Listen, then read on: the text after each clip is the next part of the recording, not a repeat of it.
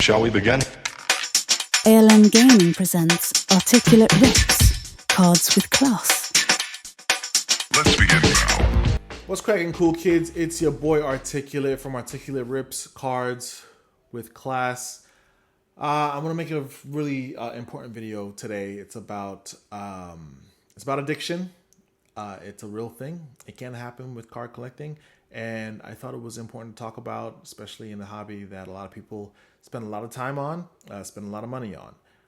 Before we get into that, if you do like these videos, if you want more educational stuff, please leave a like, drop a comment down below, and subscription does definitely help the channel. It helps everything out real quick. I do appreciate that. So addiction. Addiction is a serious thing that is afflicting many people through various means. It can afflict people who you may not even know it may be afflicting. People who get into addictive situations, things like gambling and whatnot. And the hobby, it can be an addicting practice. Chasing after big hits, trying to make up for times that you get, terrible boxes. It can all lead to an overdependence on that next box feeling. Trying to erase a bad feeling and trying to chase after a good feeling. That is what addiction is. If you feel like that's what you're dealing with, then there are ways to try and mitigate that. Well, do understand that even though it is the hobby, it is a passion that we love, that we appreciate, it's something that we can easily get sucked into, get swept up in, and it can be detrimental. So there are ways that you can definitely mitigate that. So one of the main things that I would want to advocate for is making a budget when it comes to participating in the hobby. If you want to chase after something in particular, or you just want to participate in the hobby, you just want to collect, know what your budget is, know what it is that you're willing to spend, and stick to that. Stick to that budget, okay? Don't go over, discipline is going to be key. Patience is going to be key. You have a finite amount of resources if you're not, a bajillionaire, if you're not like rich out the socks. Don't allow the hobby to take over your life, right?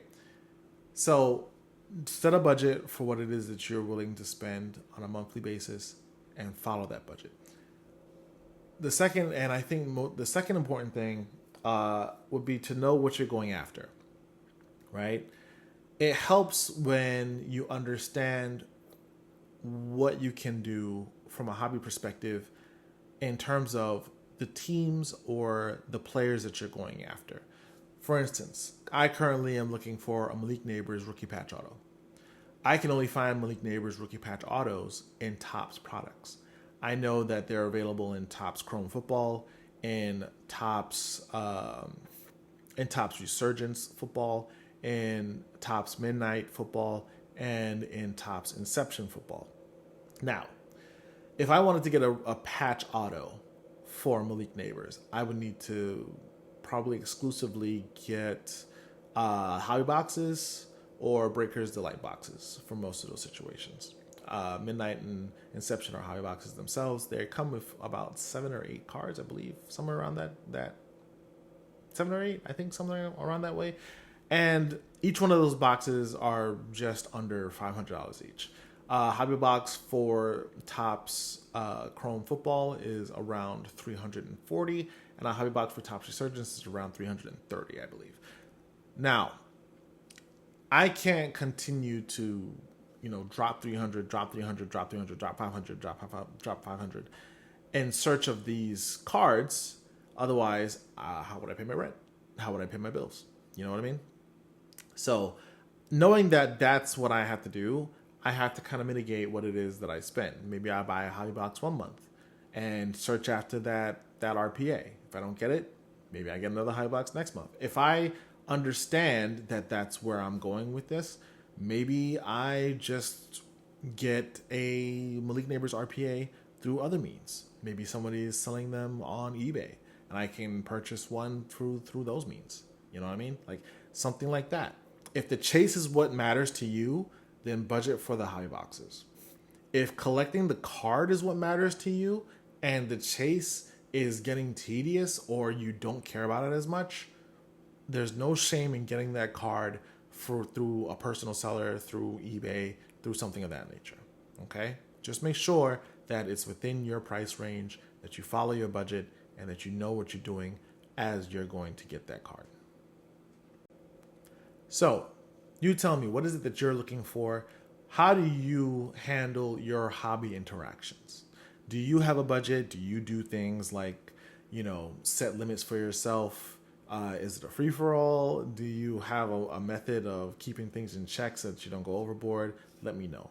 And if you find that you're experiencing any form of addiction, regardless of what it may be to, please seek help. It's super important that the things that we do, that we find our passion in, that they remain fun, that they don't become a burden, a weight on us, right?